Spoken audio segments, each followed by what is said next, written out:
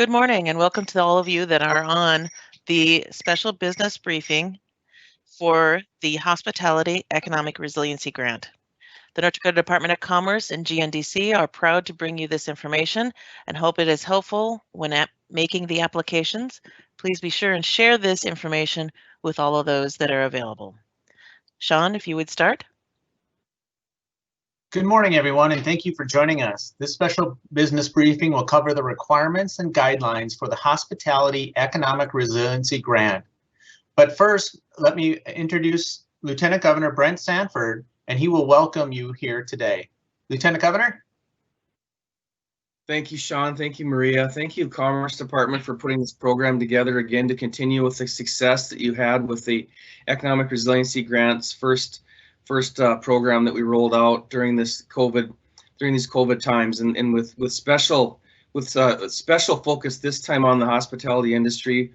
We all know that this has been very difficult for restaurants, for bars, for entertainment facilities, for theaters, for movie theaters, etc., and hotels and all the different hospitality businesses in these times when you have less visitors, you have challenges for moving around, you have different levels of shutdown orders and mask mandates, etc., that are coming out locally, and the customers have challenging times, wondering where they can go, how much they should be eating out, etc., how much they should be going out, and so anyway, this is very challenging times, and we hope that you can feel the gratitude coming from the Emergency Commission, from the budget section, from the governor's office, from Commerce, that we're here for you, hoping that this can help to stay open, to move forward, continue through these challenging times. And again, Commerce has had a successful program that's been going on for the last months on economic resiliency grants, and because it was able to work out and help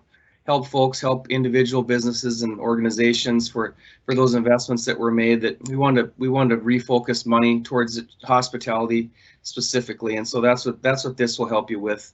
Obviously, the Bank of North Dakota will be on the call as well and listening, and they've got two of the programs out that are coming to a close, that are interest forgiveness and also the PACE loans, the COVID PACE loans recovery program. And so we've got programs for businesses. We hope that this helps you in these challenging times. And thank you for keeping your head up and forging ahead for North Dakota. So with that, thank you, Sean. Thank you, Commerce. Thank you, all of you in the hospitality industry, for participating today. Thank you, Lieutenant Governor Sanford, and your unexpected guest that joined you for just a moment there at the end. Appreciate that. Yes. Now my dog's quiet, so that's how that goes. Well, good morning once again, everyone, and thank you for joining us today. My name is Sean Kessel, and I'm the North Dakota Interim Commissioner of Commerce. On behalf of the North Dakota Department of Commerce, in partnership with the Greater North Dakota Chamber, we welcome you all to our special business briefing on the Hospitality Economic Resiliency Grant. We're going to try to answer your questions. We're going to review the application, and we're going to announce the exact date and time Commerce will begin accepting online applications for the grant. For those of you listening, please share this information about the Hospitality Economic Resiliency Grant to anyone who is unable to join us today. A recording of this call is available at the ndresponse.gov website. If your questions remain unanswered, please email us at businesshelpcovid19@nd.gov.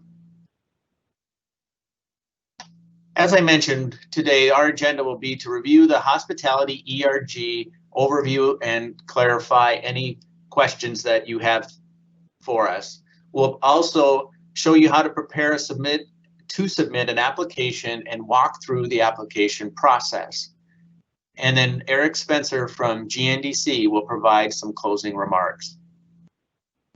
For a quick recap from our last briefing on what is the Hospitality Economic Resiliency Grant, the Hospitality ERG, or HERG, H-E-R-G as we call it, it's a federally funded business support grant.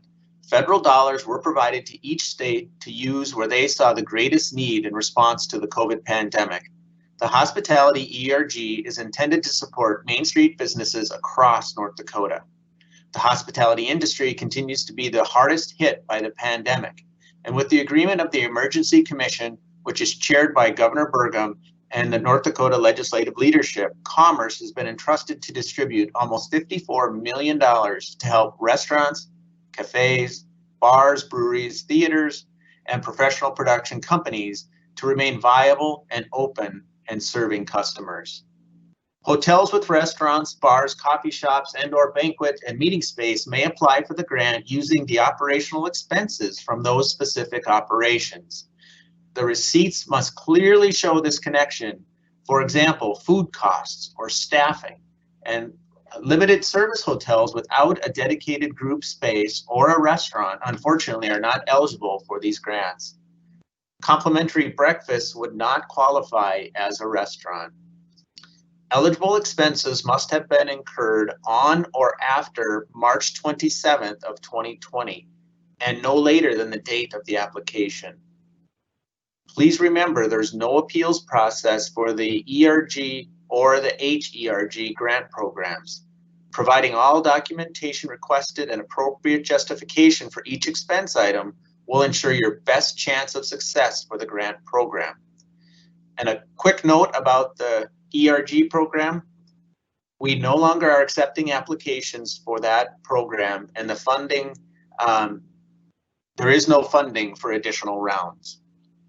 So we'll move on to some additional eligibility requirements for the hospitality ERG. A grantee must be a restaurant or a food truck to include food services and drinking establishments that derive a minimum of 51% of their sales from prepared food and must certify that 75% of those sales were derived in North Dakota. And they have to have a current food established license. A bar or a lounge with a current on-sale liquor license issued by the appropriate legal entity that derives a minimum of 51% from on-sale sales. An entertainment venue to include movie, drama, or music theaters and facilities used to host community and private events that derive a minimum of 51% of the revenue from either rental or admissions.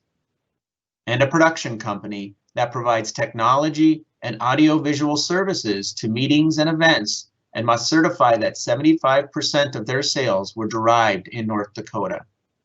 Applicants must self-certify that they meet the requirements and will comply with current North Dakota Smart Restart protocols. It's important to note that non-compliance with these protocols will result in the repayment of grant funds. Now we'll move on to some ineligible.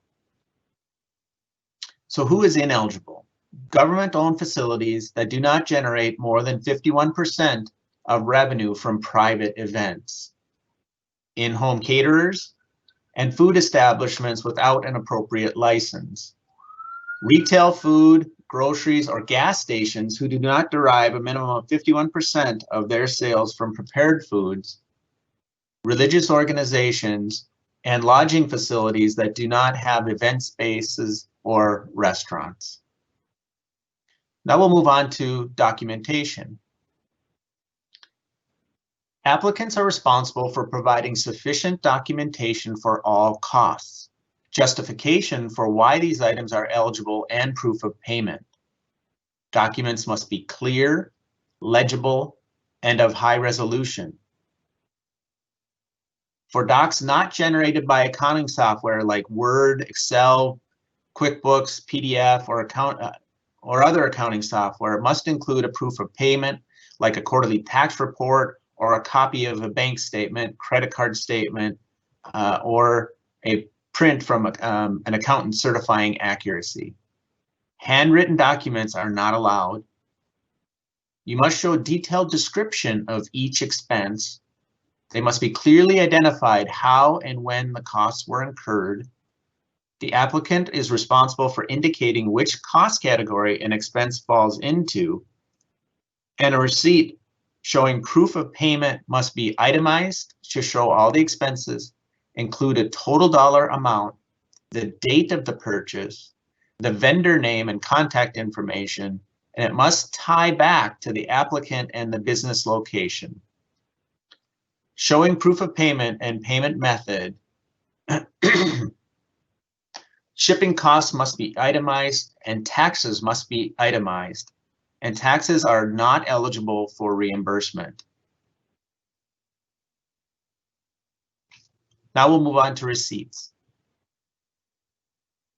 Legitimate receipts must include itemization, an item description or a picture, a total purchase price, the date, the verification of payment in full, and evidence it came from the vendor, such as letterhead. Eligible receipts shows the proof of payment. If it's an invoice, it must show that the amount was paid in full and a zero balance must be shown on the invoice. Screenshots showing the required information are not accepted. Receipts for the item from the distributor or supplier, which refer back to the invoice or estimates, are provided.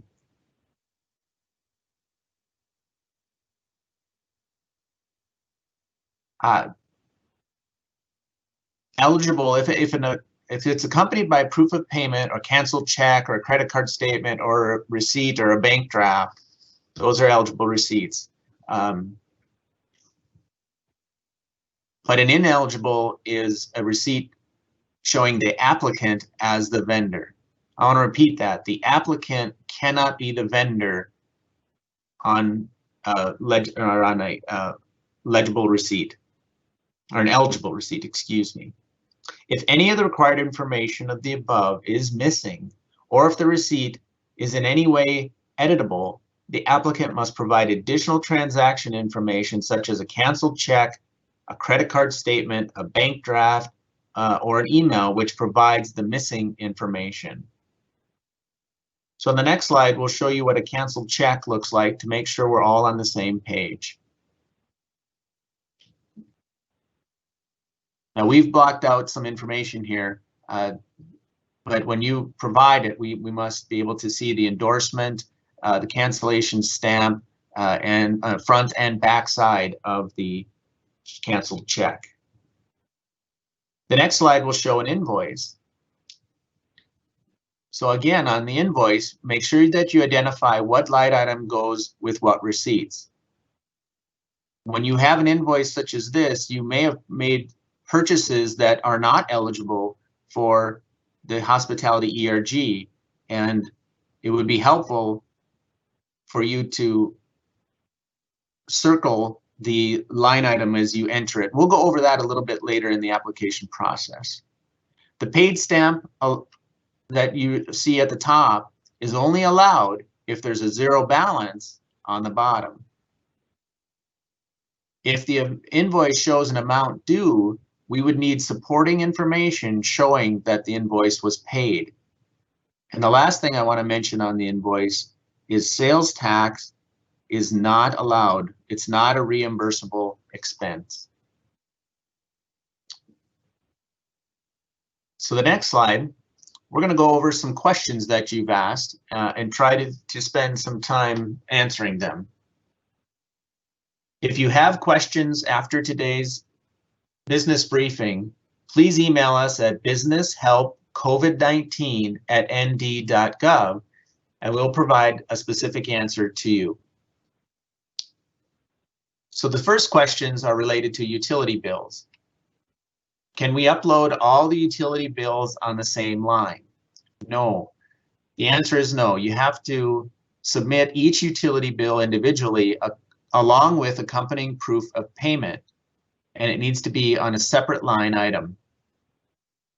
So if you submit a utility bill, we also need a canceled check or a credit card statement, something of that variety to show proof of payment.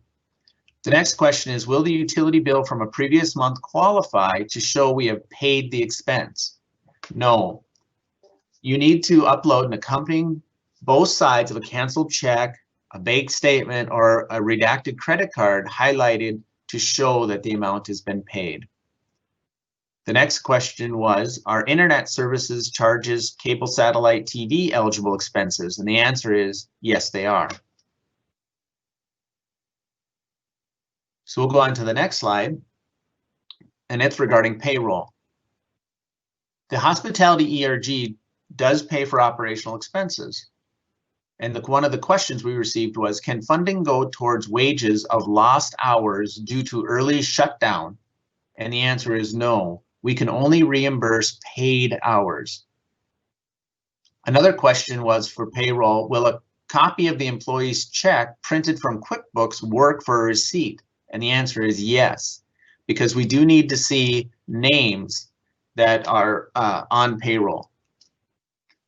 So make sure that you provide us a list of the employee names in addition to any payroll documentation that you provide. On the next slide, we'll talk about food service and beverage. The first question is, if all prepared food and drink establishments are qualified to apply, what about breweries and wineries? And the answer is yes, breweries and wineries that have a minimum of 51% of the revenue they receive come from prepared food or drink served on premise are eligible. The next question was, what happens if we receive grant funding, but seating capacity guidelines are not followed? And the answer is North Dakota Smart Restart protocols and all executive order details must be followed. Non-compliance with these protocols will result in repayment of all grant funds. We have some additional food service questions. Can I receive grant money for all bar staff salaried from March 17th through the grant submission? And the answer is operational costs, including payroll for bar staff, must occur on or after March 27th of 2020.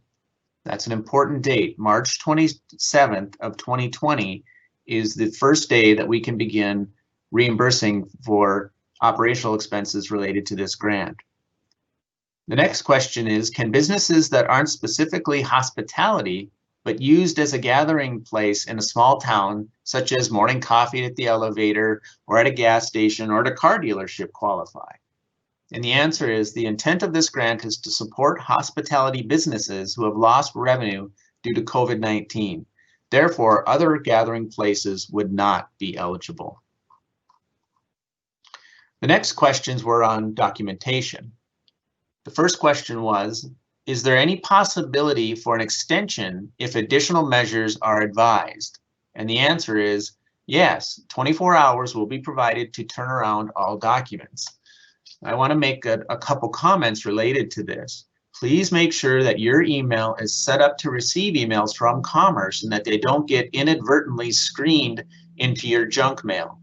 It's advisable to review all of your email folders, including your junk mail folder, every day after you submit your application so that you can turn around and respond to any emails that you may receive from Commerce. The next question is, if a utility is paid by auto draft and reflected as paid in a subsequent month's bill, may we upload both as proof, or will you require a bank statement, credit card bill, etc.?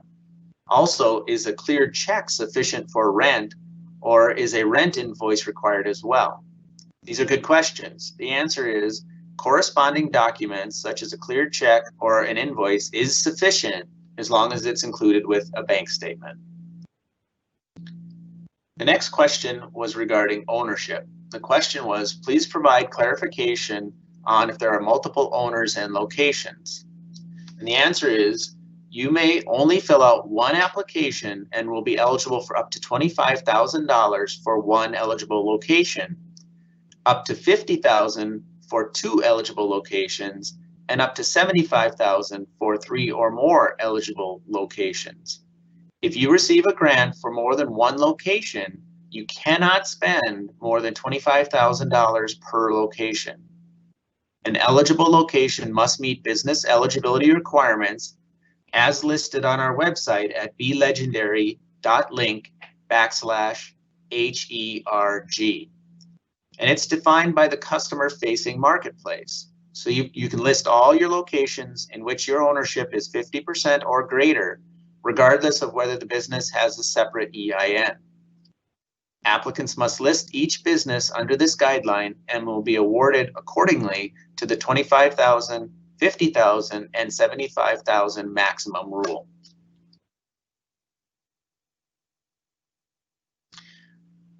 So here's some really important information that I'm sure you've all been waiting for, because of some of the hard work by the North Dakota Information Technology Department and some Commerce staff members, the application window will open on Friday, November 20th at 10 a.m. Central Standard Time. The application window will stay open until Friday, December 4th at 5 p.m. Central Standard Time. Once the application window closes at 5 p.m. Central Standard Time on December 4th, you can no longer submit applications. Please be prepared to submit your application as soon as possible, because they will be reviewed on a first come, first served basis. Now I'd like to turn over the floor to Tricia Miller. Tricia will walk you through the application, what it will look like, and some tips on how to fill out the application. Tricia? Thank you, Sean, and good morning, everybody. Today we're just going to run through some screenshots of the application, and at the end I'm going to do an application through a test portal site. And again, I just want to reiterate, it will be a test portal, and you are not to grab the URL at the top in hopes that you can have access into the platform to submit your application. The first screen. All right. So where are we going to have the application login? Again, to reiterate what Sean had mentioned for the link, there's a belegendary.link/HERG page, and this is housed on the ND Response website. There'll be a button on that landing page of all the information for the HERG, and there'll be a button there that you can click that will go live at 10 o'clock on Friday. Once you click that, you're going to be brought to the platform of the application where you can go and submit your new application. If you were a previous applicant in the ERG program, you can use your same login information from that round. If you are a new applicant, you will see a sign up button where you can register for the new program. Once you have signed in, again, if you're a returning applicant, you can select the Create Application button. If you are a new registration applicant, meaning you have not registered previously, you will also need to follow the Verify Email button and prompts, and also complete that part of the registration. And I do want to make a note about this. In the ERG grant, when people registered, they needed to verify their email. So that's an important step if you are a new registrant to the system, that you do follow those steps and those protocols. What will happen is you'll get an email back that will ask you to verify your email so that the system recognizes you. Once you create your application, once you click on the button to create an application, you want to enter in your business name, and it should match the legal name, which is exactly to what you file on your taxes. You'll also enter in your tax identification number. If your business has an EIN number, that should be used. If an EIN is not available, then the following are allowed: state tax ID, tribal tax, TARO, or social security number for those sole proprietors. The next screen, you will enter in all your information for your business. The physical address must be the physical address of your business. The mailing address is where the check will get mailed if awarded.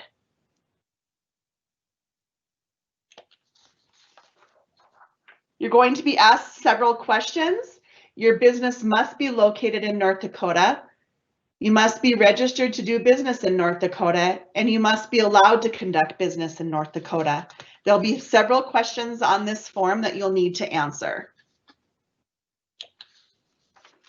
Again, to reiterate the rule that Sean outlined earlier, about $25,000 for one eligible location, up to $50,000 for two, and anything over two, you're up to $75,000 for the eligible locations. Again, not to exceed $25,000 per location, and then also where your ownership is 50% or greater, regardless of a separate EIN. And this will be listed. It's underneath the Facilities tab of the application, and here is where you will list all of your eligible locations through this option. The next screen that we're going to talk about is where you add your expenditures. What's very important is that you list each receipt item on separate line items. Do not combine receipts for multiple expenses on one line item. You may need to upload the same receipt for multiple line items if that is applicable to your case for those line items. The other part I want to call out on this slide, and we'll go through a little bit more too when I do the live application on there to show you, you're going to notice a total receipt amount, a qualifying portion of purchase amount, and a non-qualifying portion of purchase amount. And I think we outlined that here. The total receipt amount, that is the dollar amount of the full receipt. The qualifying portion of the purchase amount is the dollar amount that you would like to be reimbursed for that total receipt. And again, the non-qualifying portion would be things like sales tax. That's not allowable. When entering in your supporting documentation for your expense, please note the supporting document file types that are allowed are JPEGs, PDFs, docs, and XLS files. They need to be less than 20 meg when you're uploading, or the system could pop it out and they won't appear in your application. It may be blocked. Once you've entered in all your line expenditures, please review your line expenditures before you move on from the screen. You will notice your award amount max at the top. You'll see that there, which aligns with the previously discussed protocol on the multiple businesses. So this screenshot correlates with a previous, I entered in 2 locations. And so therefore my maximum award amount that I'm qualified for is up to $50,000.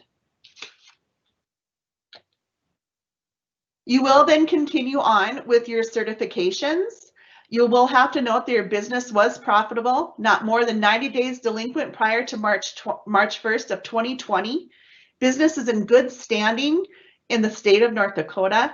Your business is not delinquent on federal or state taxes, and that you have incurred a negative financial impact due to COVID-19. You also are going to have to verify that nothing you are expensing in the HERG was approved for in the Economic Resiliency Grant, which was the first set of funding that Commerce ran.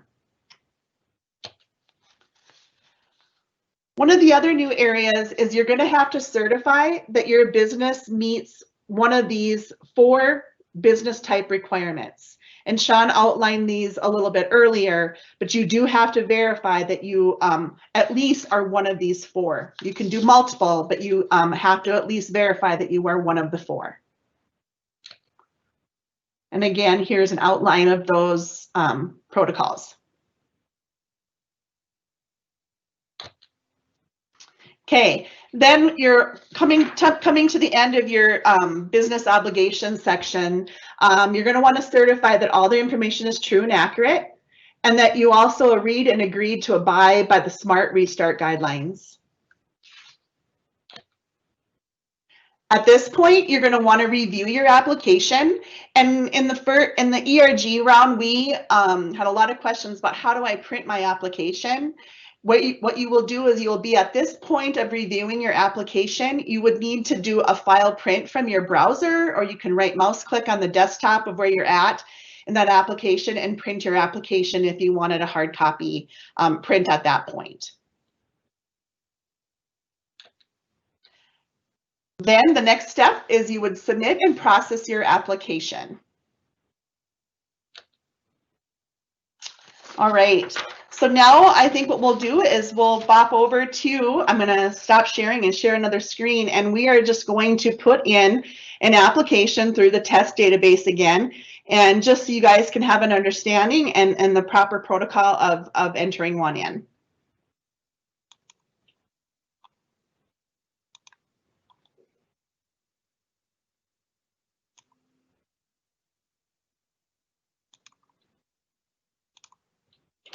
All right, we are back. And again, I just want to reiterate to not copy this portal address down. This is a test database, and if you were to do this later and think that you've submitted your application, it would not be in the live platform. Again, that will go live at 10 o'clock this Friday, and it will have a separate login, and it will be located on the Be Legendary link that we provided earlier.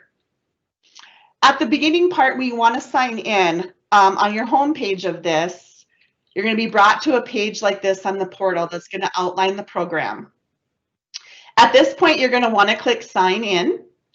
And the reason that you're not seeing a sign up or a new registrant button here is because I already have one. So those applicants that have applied in the previous round, they can use their same sign-in information. If you are new to this, you will have a sign up button on here where you can move forward with that. So we are going to continue on, and I'm going to sign in. Okay.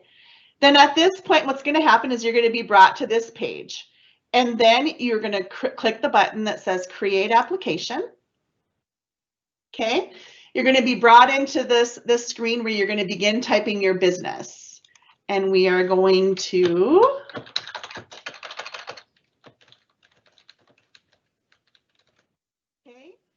again, this must match your legal business name that you claim for your taxes. What will happen is after your application is approved, what happens is it goes through a TIN match through our Office of Management and Budget, and we check it against the federal tax system. And so if your legal business name does not match your tax identification number, it would get kicked out, and then we would have to get in touch with you to make sure that we have that proper information so that we can get your check processed.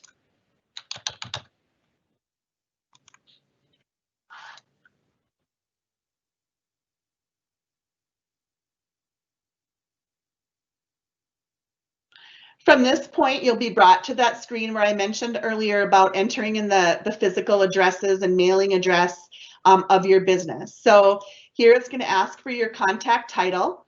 And when you're doing this, I mean, if you're having a representative, someone else from your agency, maybe it's an HR person, I'm not sure what that would be. You could put their title in here. Okay. It would also ask for your telephone number. It's going to ask for your relationship to the business. Okay. It's also going to ask you for the number of employees at the physical location as of January 1st of 2020, and then the number of employees currently at your location today. Then it's going to ask for your physical address of your business. And again, this is the address of your business. So we need to have that. No PO boxes will be allowed on here. PO boxes are allowed there on the other hand, on the mailing address. Again, this is where your check is going to get mailed. So make sure that you're verifying that. We had a few in the previous application round that had some wrong information in the mailing address. So just wanted to note the mailing address is the one where your check will actually get mailed to.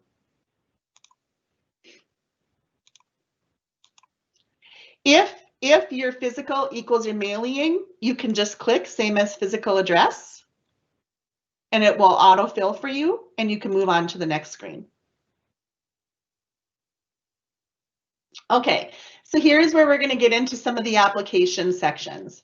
It's going to ask, is this business located in North Dakota? Yes, it is. Is your business in your home? No, it's not. What is the registering entity for your business? I'm registered with the Secretary of State. You have many options in here to choose from. If you are a tribal business, do you participate in the 477? I don't need to answer this. It's not a required field. You'll notice that there's no red asterisk next to this. This is not applicable to me, so therefore I can skip this question. Is this business registered to do business? You can see that there's a red asterisk. This is a required information. Yes, I am. Is this business allowed to legally conduct business in North Dakota? Yes, I am. What type of business am I? Maybe I'm a partnership. What portion of your funding is from public funding sources? All, partial, or none? Here's where you can enter in your industry NAICS code. And there'll be several out here. The level 2 code is not required. If you're wanting to come through here and find out what your level 2 code is, you can do that as well, but it is not required.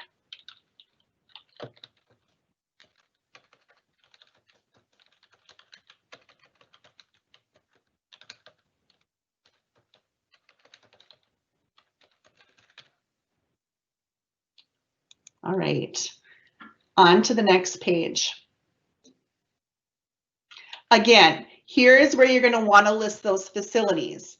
Now, it entered the first one in from my first business section where I entered the information on that business. If I have multiple facilities in here, you would add location and you would enter in all of those same information for that second facility.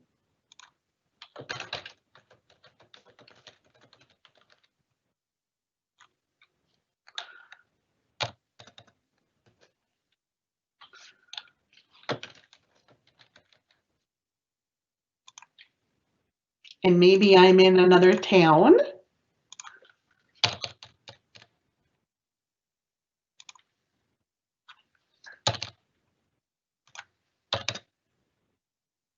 And then I'm going to click complete. Then you will notice that you have 2 facilities or 2 locations noted here. You continue to enter the multiple locations outlined in the guidance above until you have listed all of your facilities that you need to list and your locations. At this point, you click next. This is the next part where you add your expenditures. You need to list each line item on separate line items, or each receipt, I'm sorry, and you do not combine the receipts for multiple expenses on one line item. I do want to note that if you have multiple facilities or locations by those expenses, when you are adding your expenditure, it's very important that you note that in your description as to which location that this receipt item is for. It will help us determine that 25,000, not to exceed 25,000 by a location rule. The maximum award that I'm qualified for is 50,000, and the reason the system knows that is because I had 2 locations. Again, not to exceed 25,000 per location. So what you're going to want to do is you're going to want to add an expenditure. You're going to come in here and maybe you want to do my payroll costs.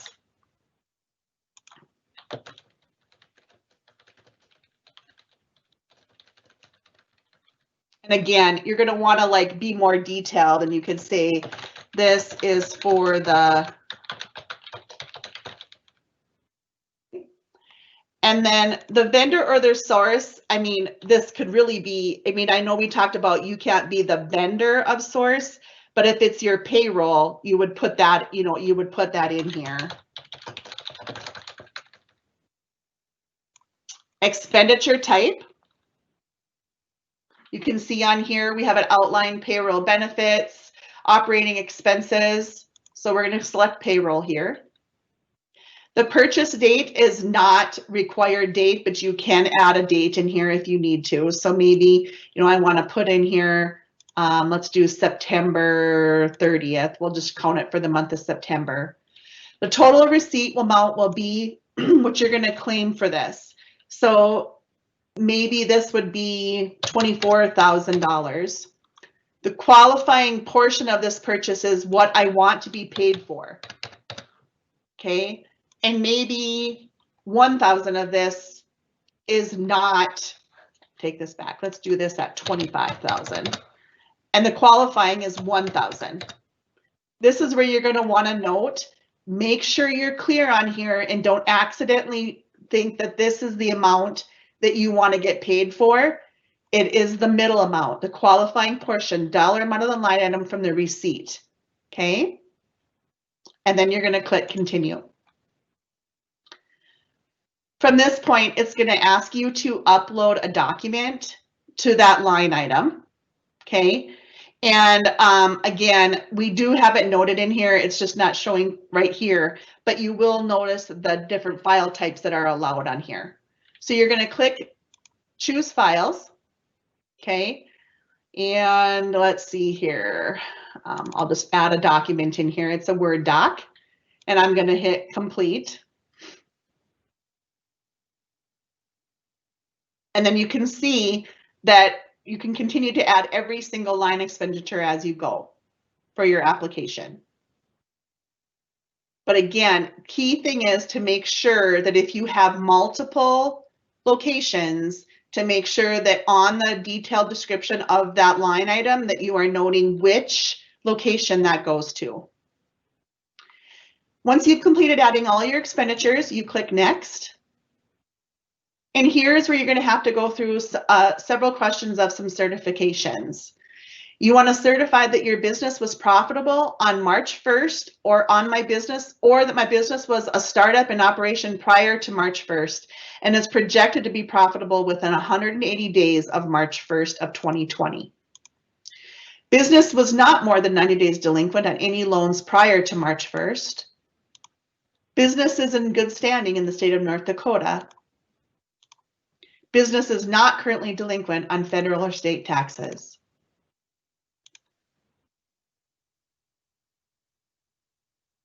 My business incurred a negative financial impact due to COVID-19. I agree. My business was closed as a result. No, I did not close. My business voluntarily closed. Yes. My business was forced to lay off employees. No. My business closed due to executive orders. No. And again, those are all pertinent to whatever your answers are to your business. The next set of certifications is that you read and understand the requirements regarding the improvements that are eligible for the HERG, and for the application that you submitted complies with those expectations. I certify that I have the authority to submit this request on behalf of the named entity. You must also certify that you have not submitted a hospitality economic resiliency grant application for any other business entity within the past 30 days. The system, there will be checks on duplications coming through. So please note that on a registered applicant at the beginning, there will be checks on duplicates that are coming through, and any of those that are done so will be canceled. I certify that and understanding that by accepting HERG funds on all records, regardless of physical form relevant to the HERG funding, are subject to audit and examination of the state of North Dakota or its designee. So they may require to be paid the HERG funds within 72 hours if they find that some of these understandings and it comes back that it was falsified. The last question on this section is nothing that you are requesting you have to verify. If you were a previous grant recipient from the ERG program, nothing that you're requesting through the HERG program, the hospitality ERG, was approved in that ERG round 1. If it was, you cannot expense it at this time.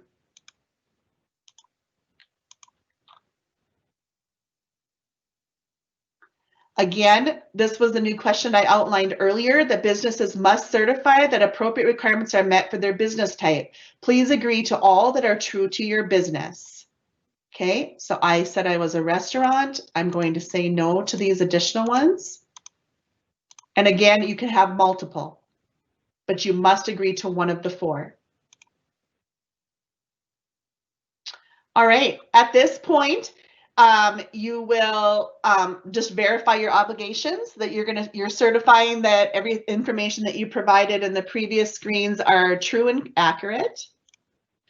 You read and agree to abide by the Smart Restart guidelines, and then there's a link on here to go back to the ND Response website to verify what those protocols are. I certify that I will provide receipts when asked to document eligible expenditures. And you're going to click Next. Again, here is that reminder on the Review tab that you can actually print this application. This is giving you an overview of everything that you have listed. And it's very important that you note this because of your line numbers that are on here. We had a lot of questions about, I'm not sure what that line was when you were asking for information. This would be a good way to have this on file after you've submitted your grant application. So to just print, you can actually right mouse click and click print here from your browser option and print yourself and have a copy of it before finalizing. Okay, so you're going to come to the end of this and you're going to click submit. It's going to have one more verification for you to review your hospitality grant and that it was accurate. If it wasn't, you would hit cancel and you can go previous to get to other screens. But at this point, I'm feeling good about this and I'm going to hit submit. At this point, then, we've been notified that you have submitted your grant application. And then you will have correspondence that will come back and forth from Commerce, letting you know the stages of where you're at. And you also can verify that on your home screen by clicking the home. You can see different things up here and what they mean by that. All right. I am going to log out of this. And again, please do not copy the portal address up here. This is a test database. And again, the live link will be coming out on Friday. And I will stop sharing this. And Sean, I will bring it back to you. Well, thank you, Tricia. I really appreciate that comprehensive review of the application. Hopefully that has helped answer some questions and people become a little bit more familiar with what the expectations are when you make your application, when that window starts on Friday at 10 a.m. Central Time. Once you've submitted your application, if you have questions about it, make sure that your ID number and your business name is listed on any emails that you send in as it appears on the application. And again, the email address to send those questions to is businesshelpcovid19, all one word, at nd.gov. So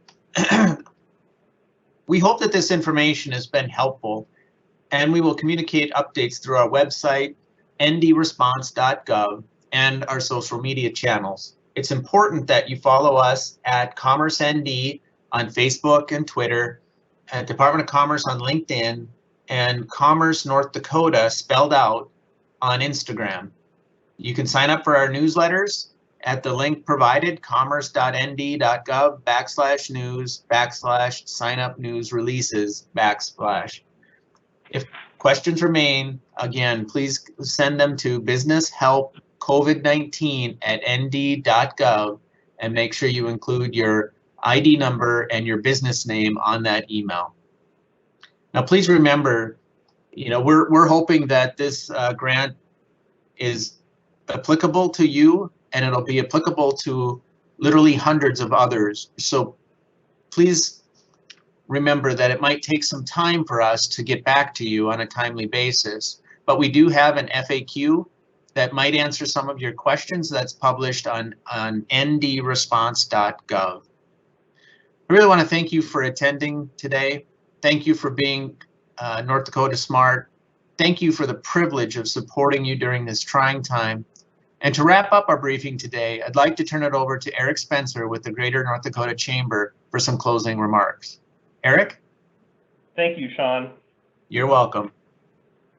Well, this is Eric Spencer, the President and CEO of the Greater North Dakota Chamber. And on behalf of the Greater North Dakota Chamber and the North Dakota Department of Commerce, I want to thank you all for tuning in today. As was mentioned earlier, a recording of this session and the materials from today will be available at ndresponse.gov. Click on COVID-19 and then the business link below that. It'll also be linked to at ndchamber.com. Again, thank you for your time and have a safe day. Thank you all for joining.